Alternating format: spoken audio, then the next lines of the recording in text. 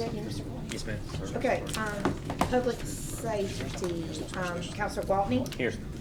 Counselor Wolverton. Counselor Jones. Counselor Nels. Here. Counselor Harden. Here. So you have one absent, Mr. Wolverton, but you have a voice. All right, at this time, I'll entertain a motion to dispense the reading and approve the minutes from the Public Safety Committee meeting on June 26th. So moved. Counselor Nelms is the motion. Second. Counselor Jones is the second. All those in favor, please signify by saying aye. Aye. All those opposed, nay. The ayes have it, 4-0. Old business 070323, request for consideration of adjustments to criteria for approval of events impacting normal street flow and access. Counselor Gwaltney, I did have some notes that I did not have a moment to type up, but they are in 2 states away. So I'll retrieve those back this weekend when my kids come home, so we'll carry this one over until next meeting. New business 160623, request for consideration to reduce speed and safety on Seminole Drive next to UMC. Counselor Barry Smith and Hank Walden. I was going to cover it for you. Okay, yeah, sorry, I kind of forgot that Is one it there. minister speeding? That's my first question. So Hank Weldon is the new chair of the board for the Trinity Child Care Development Center. Child Development Center, sorry, not Child Care. And they have some concerns about people speeding on the one-way street, despite the fact that we changed it to one-way. Right. During drop-off and pickup time, there are still people, like he said, typically if they come to that corner and they see the light is green at Oxmoor, they'll just gun it up Seminole to make the light, even despite the fact that there's people crossing the street. And so we talked about some different options, and I think, you know, we talked about just maybe some stanchions like we have on the other side of the church on Claremont, in the middle of the street, that would just be a visual thing for people to see, and then maybe a crosswalk right there from the parking lot to the main entrance. Typically people pull up along the curb against the covered part to drop off their kids, but oftentimes you do see people across the street in the parking lot or on in the other parallel spot. So So you're thinking a mid-block crosswalk? maybe, yeah, I mean, I'd be interested in talking to Randy about what he would maybe suggest. You know, Dawson has several mid-block crosswalks on Manhattan. Right, and I think we would do it in such a way that there would be a light, so that it would be very visually noticeable. The problem is you're gonna have people walking out of a parking issue. About- Right side, Yeah. cars pulled up there. Right. That's the difference of other Right, like we might have to pull it down some away from the entrance to the parking lot. But because that is a one-way street now, you really are only entering the parking lot right there. And most people actually come into the parking lot off of Manhattan just because it's a more natural entrance point, and it's not as hard to come through and then turn around. But you know, because there's a crosswalk down there at the Manhattan to the sidewalk, but there's just nothing after that, and there's been a lot of concern, and he's not the only one has complained about the speeding that has been happening.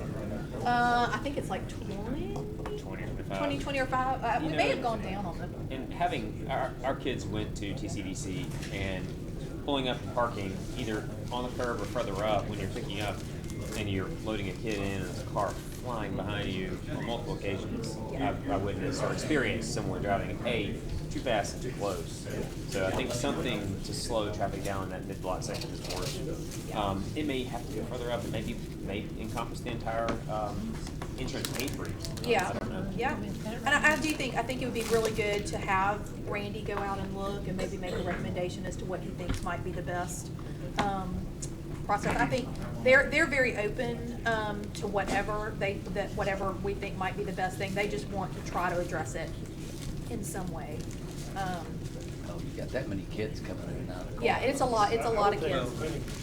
Putting striping on the road would help. Yeah. I mean, just anything, because right now there's just nothing. Yeah, I mean.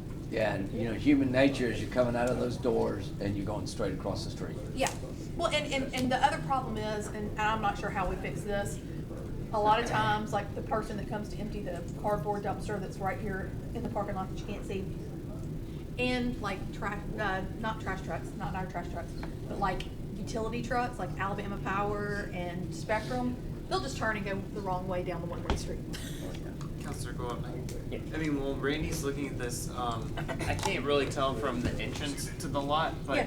but since it's a one-way as well now, wouldn't there be potentially an opportunity to extend the curb so it's not as, the entrance isn't as wide? That could possibly have a positive impact as well. Maybe. And No, also, But that's also, the that's. problem is that spot that you can see the retaining wall, that's a private spot. Yeah, that The belongs to church has a the sign house there, in so front that's of it. someone. is that right? Yeah. Okay. Yeah, right I was there. unaware of that, okay. They don't normally park there, but they do put their trash there, Yeah, and you it can is, see the it's their sign. property, yeah. Oh, is it Okay. really?